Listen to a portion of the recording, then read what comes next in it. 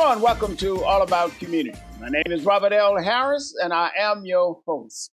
My guest today is John William Templeton. John is an old friend of mine. I've known him for many, many years. He's a noted historian.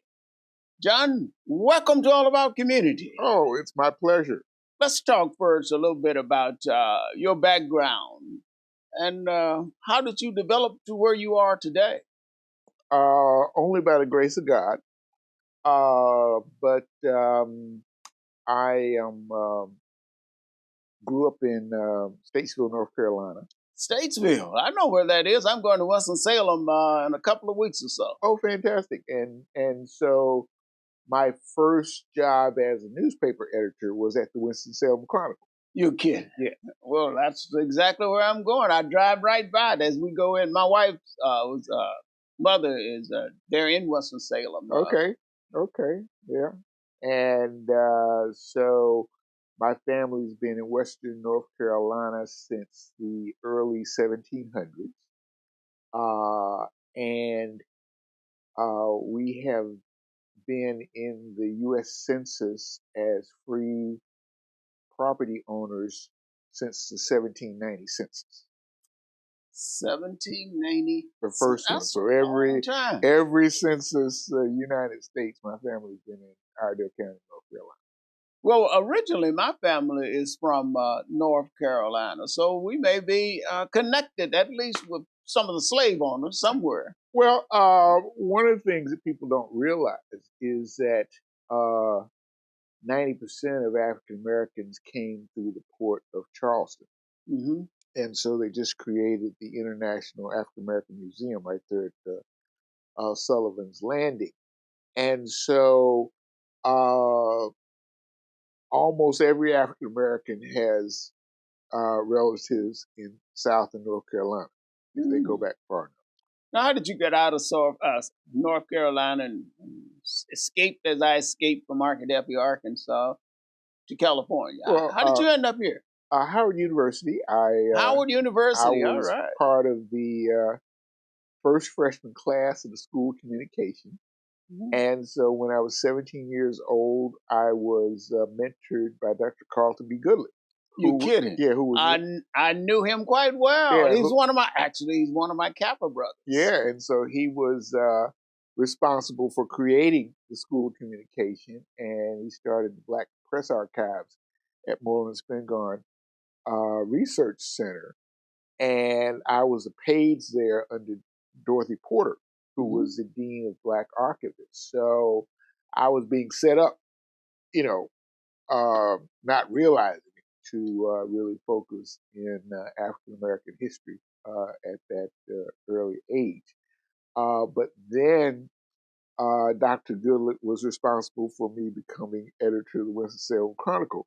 Is that right? Because I was at grad school in journalism at University of North Carolina, Chapel Hill, and he was chair of the advisory committee for a project we did called the Southeastern Black Press Institute. And so he recommended that I get the job to be editor of the newspaper. And then 2 years later, when Richmond Afro-American had its centennial as the first Black newspaper to be 100 years old, he recommended that I be editor of the Richmond Afro-American.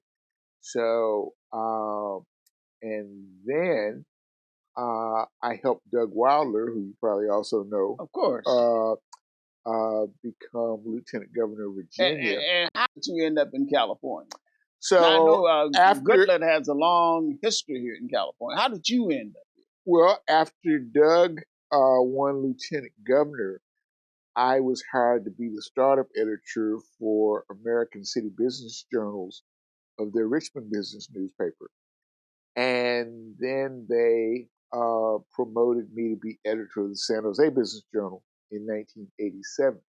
So I wound up here for the beginning of Silicon Valley as the editor of the leading business newspaper, and basically, saw the evolution of San Jose from, prune yards to semiconductors. Wow, that's an amazing story. I remember Pruneyard when they had that big shopping center down there. Yes. Matter of fact, I argued a case in the United States Supreme Court where I cited constantly Pruneyard. All right. It's a noted case. But now, what have you been doing since you've been here in California? Essentially, merging the fact that I was a freak of nature. So I'm a black newspaper editor and I'm a business newspaper editor. And those are usually two things that don't mix.